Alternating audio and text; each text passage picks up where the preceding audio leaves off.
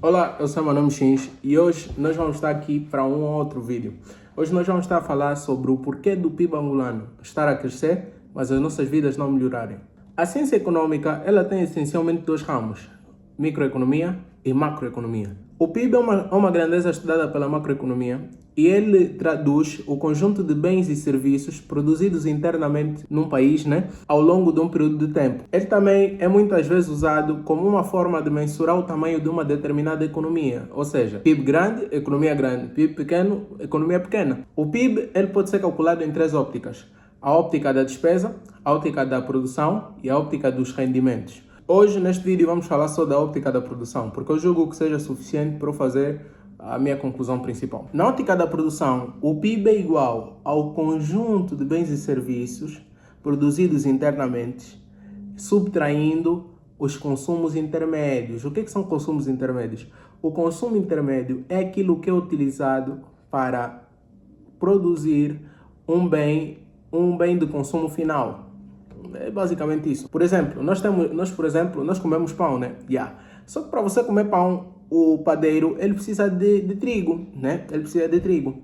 Então o que acontece? Ele te vende o pão a um determinado preço, e o trigo tem outro preço. O que acontece? O PIB vai ser a diferença entre o preço que ele te vendeu do pão, ou seja, o preço da venda, menos os consumos intermédios, isto é, o custo do trigo.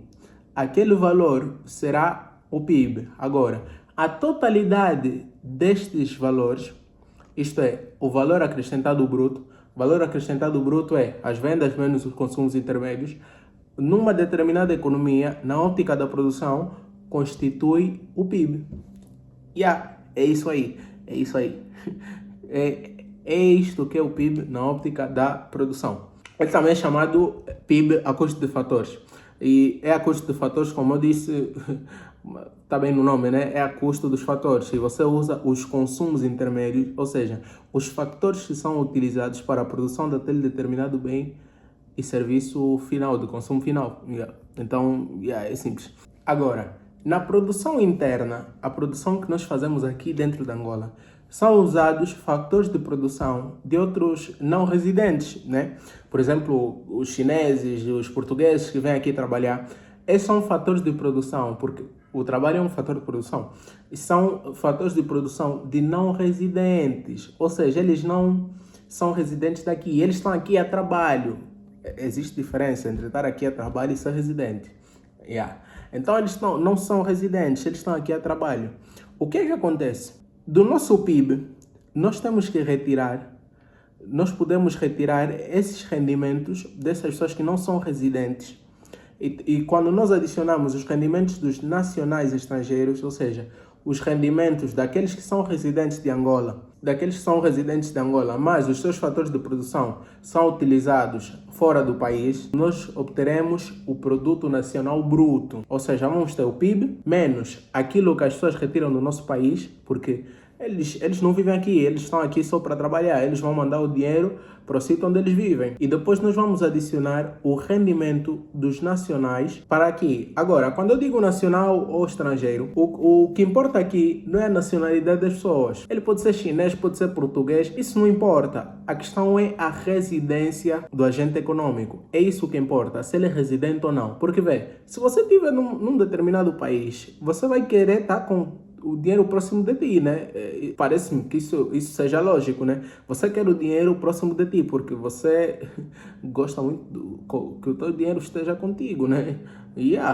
Você não vai estar na China e o teu capital está nos Estados Unidos. Não, o teu dinheiro vai ficar onde você está. Agora, com os angolanos acontece uma coisa diferente, mas isso fica para outro vídeo. Agora, a questão é, o PIB, ele não acautela isso. Ele não acautela que os agentes econômicos vão expatriar os rendimentos dos seus fatores de produção para os outros países. O PIB não acautela isso. O PIB está simplesmente a dizer que foi produzido internamente, ou seja, foi só produzido em Angola. Mas ele não acautela que depois as pessoas vão retirar o seu dinheiro para os outros países. O PIB não acautela isso. Ele só diz que foi produzido em Angola. Foi produzido em Angola, faz parte do produto interno bruto. Agora, o produto nacional bruto, aí sim, nós vamos estar a considerar que as pessoas estão a retirar o seu capital, os seus rendimentos para o exterior. Daí que o PIB pode ser o PIB é tendencioso, principalmente tendencioso para nós avaliarmos a grandeza de uma determinada economia com características como Angola. Por quê? Porque os agentes econômicos, é só vocês pensarem, qual é o setor em Angola que movimenta mais a economia?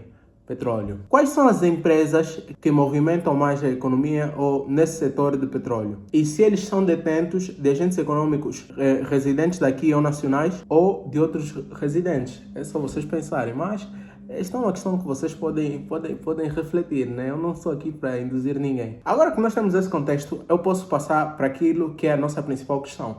Por que é que o PIB da Angola cresce, mas a nossa vida não melhora? Primeiro, temos que diferenciar. Existe crescimento econômico e existe desenvolvimento econômico. Quando estamos a falar de crescimento econômico, estamos a dizer simplesmente que o nosso PIB está a crescer. Isto é, as quantidades de bens e serviços na nossa economia estão a crescer. De novo, supostamente.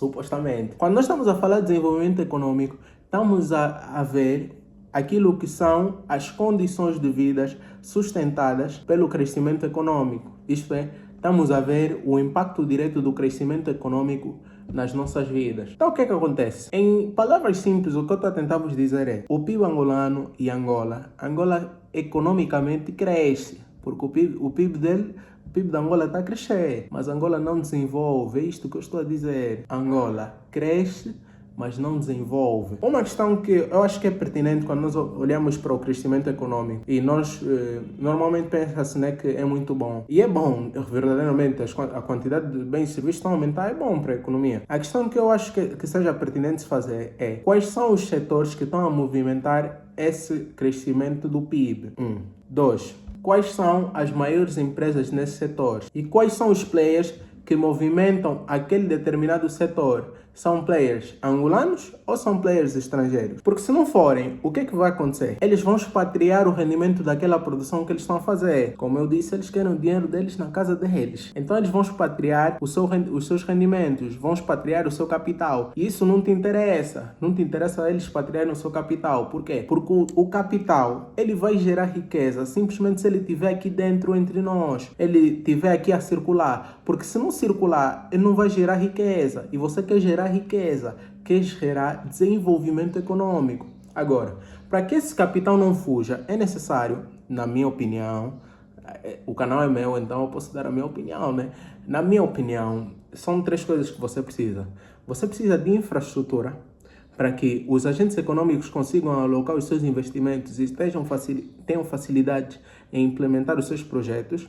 2. Capital humano, porque é necessário mão de obra para que eles invistam, é necessário que haja mão de obra para eles produzirem e tudo mais, e é necessário que você diminua os processos burocráticos, porque você não quer ter os agentes econômicos a esperarem durante muito tempo para obterem documentos. Por quê? Porque se assim for, você vai desincentivar o investimento. Agora, novamente, essas medidas levam tempo para serem implementadas e para sentirem o resultado. Mas se não começarmos hoje, o sacrifício aumenta. Só essa questão, por exemplo, do capital humano. Essa questão do capital humano leva tempo. Para você investir em educação e tudo mais, leva tempo. E acho que o que nós estamos fazendo no nosso país é que nós temos que parar de bater o dinheiro na parede. Nós temos que começar a implementar e colocar o dinheiro com ações concretas e de forma concreta, porque caso contrário, nós não vamos gerar desenvolvimento,